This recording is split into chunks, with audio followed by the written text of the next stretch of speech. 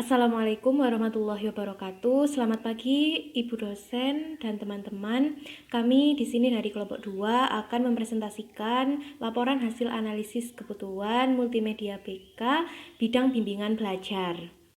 Adapun anggota dari kelompok 2 yaitu yang pertama saya Anggun Indayana, yang kedua Della Genita Permatahati, yang ketiga Kahla Dinar Hoirunisa, dan yang keempat Ridho Chandra.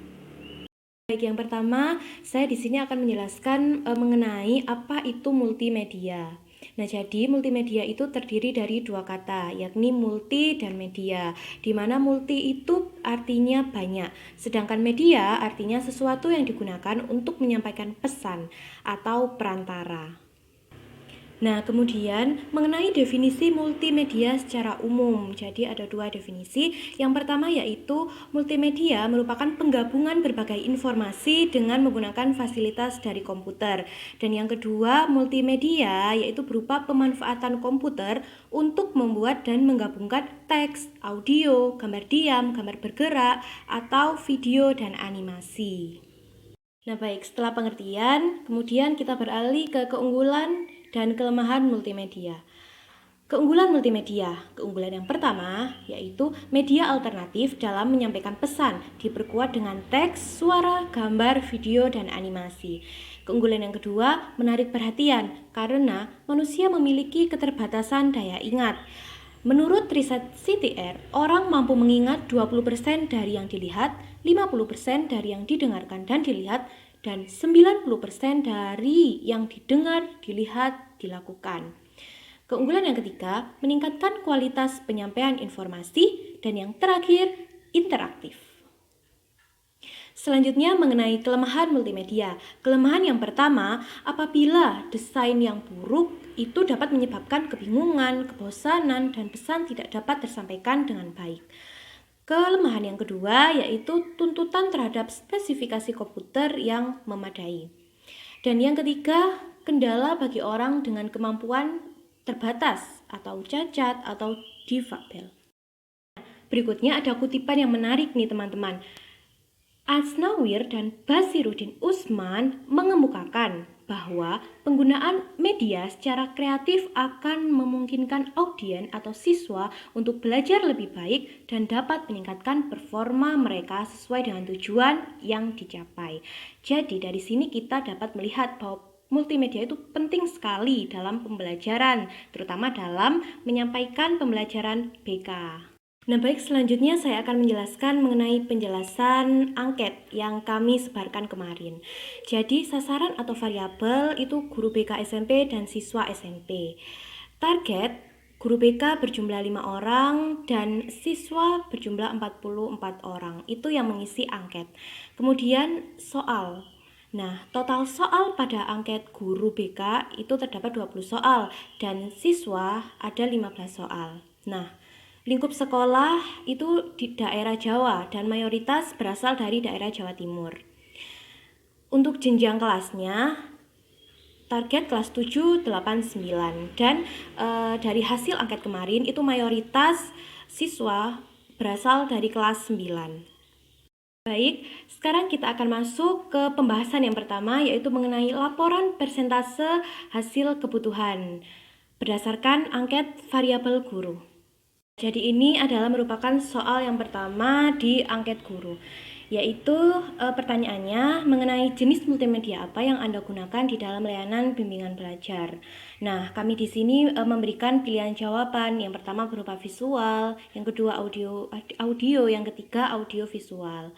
Dan dari hasil angket dapat terlihat dari berbagai jenis multimedia yang tersedia, mayoritas multimedia yang digunakan dalam layanan BK, terutama bimbingan belajar, ialah melalui media audiovisual. Karena di situ terlihat ya ada 5 orang yang memilih audiovisual. Jadi bisa dibilang seluruh responden itu menggunakan media audiovisual, itu yang paling banyak. Nah, di mana media audiovisual ini memanfaatkan visual, audio. Nah, contohnya seperti video dan film bersuara. Kemudian pertanyaan kedua mengenai seberapa sering guru BK menggunakan multimedia sebagai media layanan bimbingan belajar. Nah, dari 5 responden Dilihat dari persentasenya, 80% memilih pilihan jawaban sering dan 20% memilih kadang-kadang. Nah, jadi dari diagram dapat dikatakan bahwa penggunaan multimedia di jenjang SMP itu sering dilakukan oleh guru BK. Soal nomor 3 mengenai apakah guru BK itu dapat menggunakan multimedia dengan baik saat pembelajaran di kelas.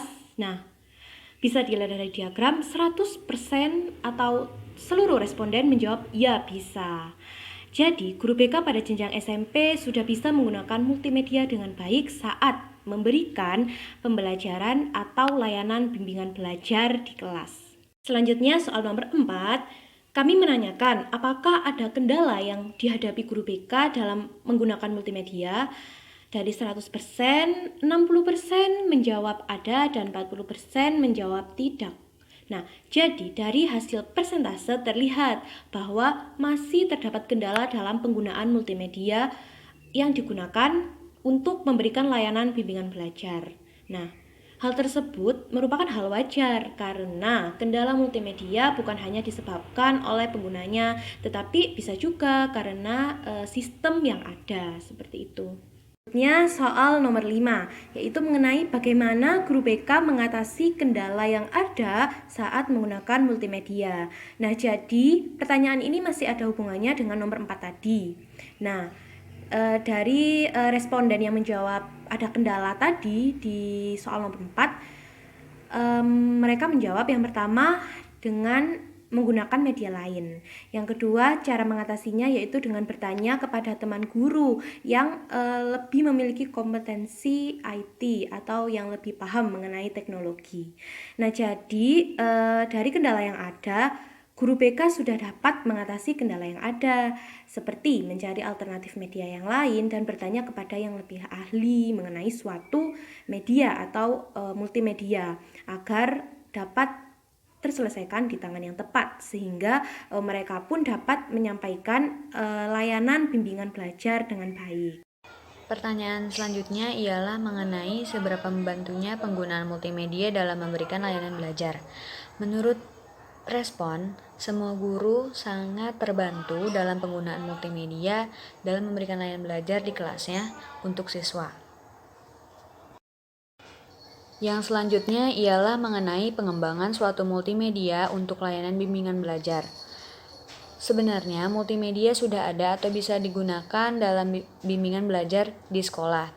Namun, multimedia juga bisa dikembangkan oleh guru BK untuk mencari alternatif lain atau mencari alat yang lebih mempermudah dalam proses pemberian materi mengenai layanan belajar. Jadi di sini hasilnya ada beberapa guru yang bisa atau yang sudah pernah mengembangkan suatu multimedia untuk lebih mempermudah dia dalam proses pembelajaran.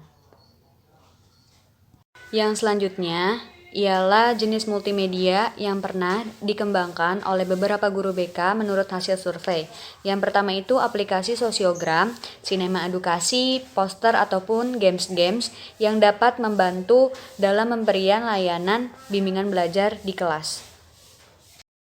Yang selanjutnya ialah dalam pemberian layanan bimbingan belajar. Adakah multimedia yang belum terpenuhi dan dibutuhkan oleh siswa?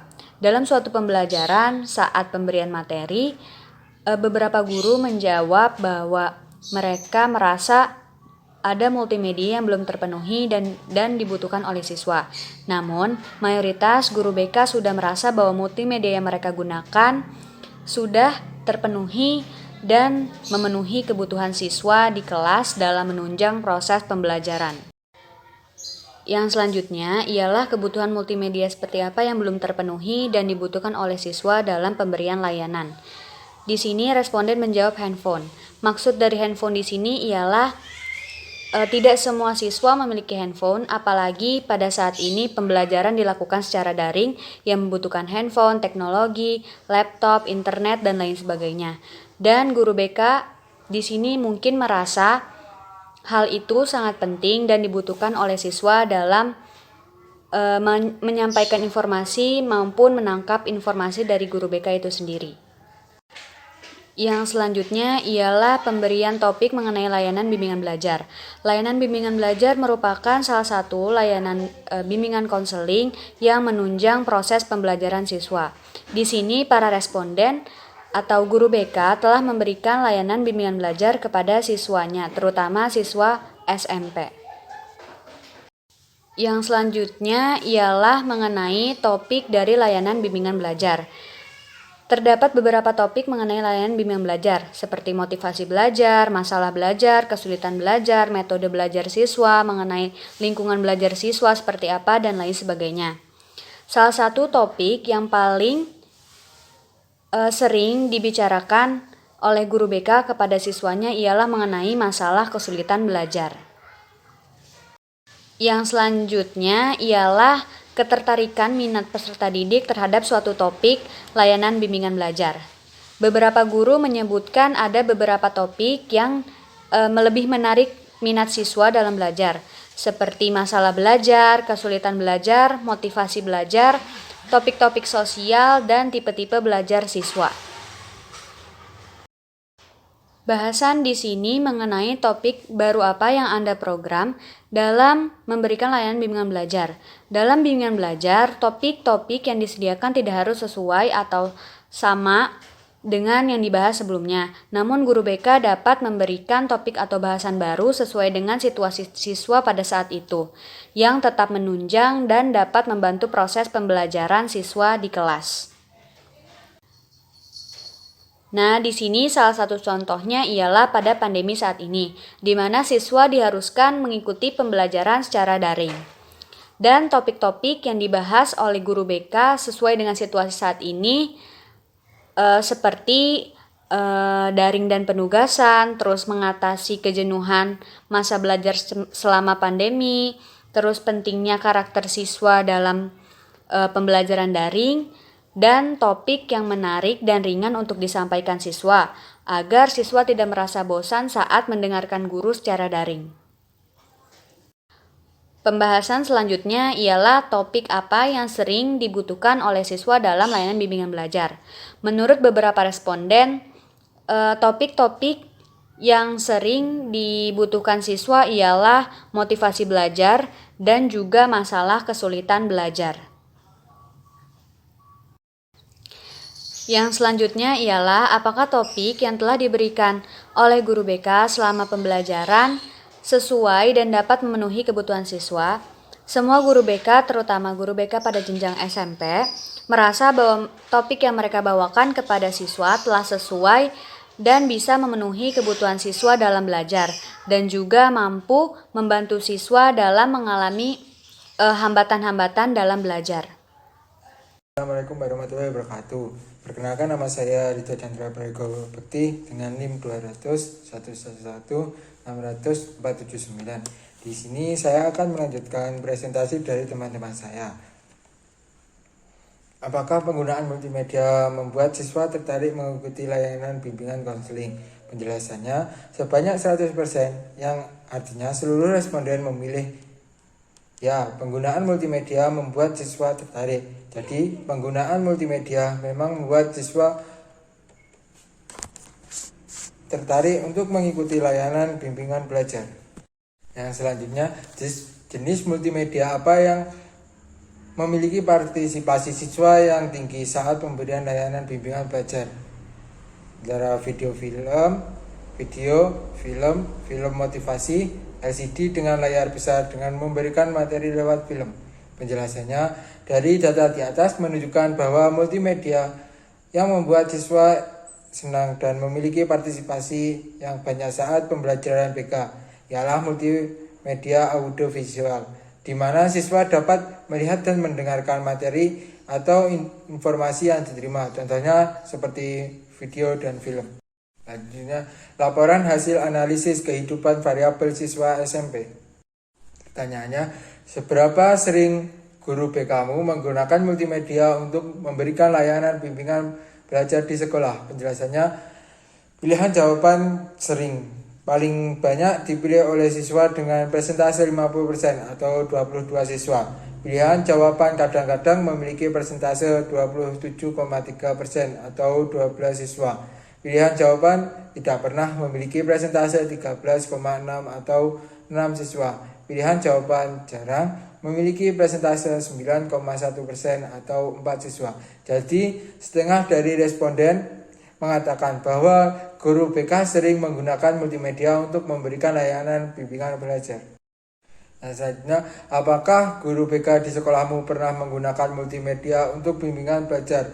Penjelasannya, sebanyak 40 siswa dengan persentase 90,9 memilih pilihan jawaban pernah, dan sisanya sebanyak 4 siswa dengan persentase 9,1% memilih tidak pernah. Jadi dari diagram di atas dapat dikatakan bahwa menurut siswa, guru BK di sekolah mereka pernah menggunakan multimedia dalam bimbingan belajar. Bagaimana perasaanmu saat guru BK menggunakan multimedia di dalam pembelajaran BK? Penjelasannya, dari beberapa jawaban yang ditulis oleh siswa, setelah dianalisis, didapatkan beberapa perasaan siswa saat guru BK menggunakan multimedia. Jawaban siswa tersebut diantaranya senang dan bersemangat. Terpilih menjadi 32 siswa, yang biasa saja 9 orang, dan tidak tahu 3 orang. Jadi kebanyakan siswa merasa senang dan bersemangat saat guru BK menggunakan multimedia dalam pembelajaran BK. Apakah guru BK menggunakan multimedia dengan baik saat memberikan bimbingan belajar di kelas? Penjelasannya, dari total 43 tanggapan, sebanyak 93% atau sekitar 40 siswa memilih opsi ya, dan sisanya 7% atau 3 siswa memilih opsi tidak. Jadi menurut hasil persentase di atas, siswa lebih banyak memilih pilihan ya, artinya menurut siswa guru BK telah menggunakan multimedianya dengan baik. Seberapa besar pengaruh multimedia dalam membantu kamu belajar? Penjelasannya, sebanyak 65,9% atau kurang lebih 29 orang memilih opsi sangat membantu, dan 27,3% memilih opsi cukup membantu, dan 4,5% atau 2 anak memilih opsi sangat tidak membantu, dan 2,3% atau 1 anak memilih opsi kurang membantu. Dari persentase jawaban di atas, lebih dari setengah responden mengatakan bahwa multimedia sangat membantu mereka dalam belajarnya. Multimedia apa yang kamu butuhkan agar dapat belajar dan memahami materi BK dengan baik? Penjelasannya, dari 77,3% atau sebanyak 34 siswa memilih audiovisual, dan 18,2% atau sekitar 8 siswa memilih visual, dan 2 siswa sisanya memilih opsi lainnya, tetapi menulis jawaban yang tidak terkait dengan pertanyaan. Jadi multimedia audiovisual lebih banyak dibutuhkan siswa dalam pembelajaran dan memahami materi BK yang diberikan. Apakah guru BK pernah memberikan materi tentang bimbingan belajar? Penjelasan, sebanyak 95,5% atau 42 siswa memilih opsi pernah, dan sisanya 4,5% atau sebanyak 2 siswa memilih opsi tidak. Jadi, menurut hampir seluruh responden menyatakan bahwa guru BK pernah memberikan materi mengenai bimbingan belajar. Materi apa yang pernah diberikan oleh guru BK dalam bimbingan belajar di sekolahmu? Penjelasan, dari diagram di atas dapat terlihat jawaban yang bervariasi. Persentase tertinggi sebanyak 34,1% atau 15 siswa memilih motivasi belajar, dan 29,5% memilih metode belajar. Opsi lingkungan belajar dan motivasi belajar meraih presentasi sama, yakni 11,4%, masing-masing siswa 5 siswa. Kemudian sisanya 13,8 atau 6 siswa memilih topik lainnya. Dari hasil presentase, topik yang paling banyak pernah diberikan guru BK adalah topik motivasi belajar, diikuti topik metode belajar, topik kesulitan belajar, dan lingkungan belajar. Apakah materi yang diberikan guru BK tersebut membantumu dan menyelesaikan masalah belajarmu. Dari penjelasan data, sebanyak 56,8% atau sekitar 20 mahasiswa mengatakan bahwa materi yang disampaikan guru BK cukup membantu dan 34,1% mengatakan sangat membantu. Sisanya 2 siswa yang masing-masing mengatakan kurang membantu dan sangat tidak membantu. Jadi lebih dari setengah responden mengatakan bahwa materi yang diberikan guru BK mereka cukup membantu untuk menyelesaikan masalah belajarnya. Pembahasan selanjutnya ialah saat peserta didik belajar, apakah ada permasalahan yang kamu hadapi atau kamu rasakan? Dari presentase dilihat bahwa mayoritas siswa banyak yang memiliki permasalahan dalam belajar daripada yang tidak memiliki permasalahan yang mereka hadapi. Oke, kita lanjut di nomor 11. Permasalahan apa sih yang dirasakan oleh siswa? Jadi dari 43 tanggapan, 53,5%-nya atau setara dengan 23 siswa menjawab bahwa mereka ini memiliki kesulitan belajar, teman-teman. Mungkin berkaitan dengan konsentrasi, pemahaman, dan lain sebagainya. Lalu dilanjut 14%. Ini permasalahan siswa berkaitan dengan motivasi belajar. Nah, yang menjawab mereka ini memiliki permasalahan motivasi belajar sebanyak 5 siswa. Diikuti lagi oleh 11,6% ini dari permasalahan siswa berkaitan dengan metode belajar. Dan diikuti 7% ini permasalahan siswa berkaitan dengan lingkungan belajarnya mungkin kurang kondusif dan lain sebagainya. Dan ini masih yang ada yang kecil-kecil itu ya teman-teman ya. Ini masalah siswa berkaitan dengan rasa malas, kurang paham pelajaran, atau tidak ada permasalahan dan lain sebagainya. Di nomor 12 ini disebutkan apakah siswa ini memerlukan layanan bimbingan dan konseling untuk mengatasi permasalahannya dalam belajar. Nah, dari 44 tanggapan, 77,3%-nya atau setara dengan 34 siswa menjawab bahwa mereka membutuhkan layanan bimbingan dan konseling untuk mengatasi permasalahannya dalam belajar. Dan 22,7% menjawab mereka tidak memerlukan layanan bimbingan konseling untuk mengatasi permasalahan belajar. Jadi bisa dilihat ya dari presentasenya bahwa banyak siswa yang membutuhkan layanan bimbingan konseling untuk membantu mereka mengatasi permasalahannya. Terutama di dalam presentasi ini permasalahan dalam belajar. Oke, di slide pada nomor 13 soal angket siswa. Ini ditanyakan apa sih materi yang paling diinginkan siswa dari guru BK agar menyelesaikan permasalahannya. Nah, di sini dari 43 tanggapan nih teman-teman, materi yang paling banyak presentasenya dipilih itu adalah materi motivasi belajar. Ini 37,2% ya presentasenya setara dengan 16 siswa. Diikuti oleh materi kedua yaitu metode belajar. Ini presentasenya 34,9% atau setara dengan 15 siswa. Diikuti lagi oleh materi tentang kesulitan belajar. Ini presentasinya 16,3% atau setara dengan 7 orang.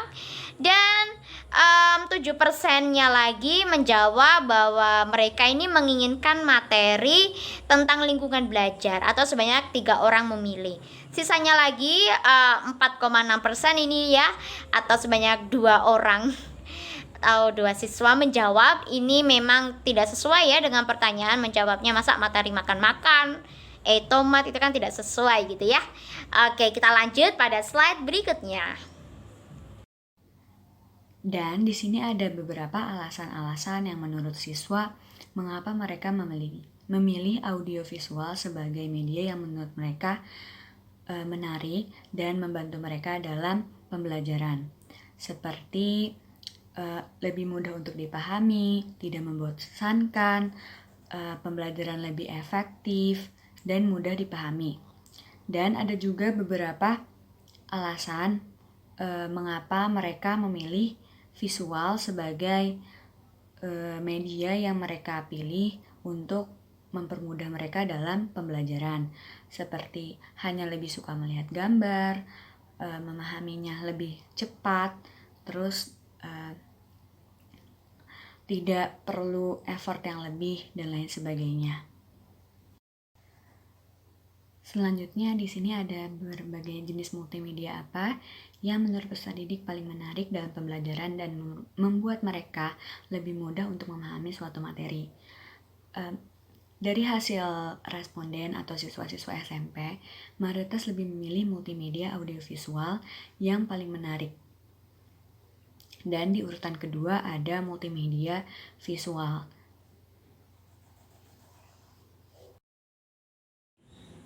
Baik, setelah kami menganalisis hasil angket, kemudian hasil presentasenya, kami kelompok 2 sepakat untuk memilih 3 topik besar dalam hal ini. Topik besar yang pertama adalah tentang jenis multimedia yang paling disukai dan disenangi oleh siswa. Tidak lain tidak bukan adalah multimedia jenis audiovisual. Jenis audiovisual memang paling banyak diminati ya oleh siswa, khususnya siswa SMP. Karena menurut siswa SMP, multimedia dengan jenis audiovisual ini lebih menarik, tidak membosankan, kemudian lebih mudah dipahami, dan juga lebih mudah diingat karena sambil melihat kan siswa SMP pun juga dapat mendengarkan gitu ya. Seperti itu. Selain itu, pendidik dengan menggunakan audiovisual maka dapat membantu siswa SMP untuk memahami materi yang disampaikannya sehingga tujuan dari pembelajaran pun dapat tercapai.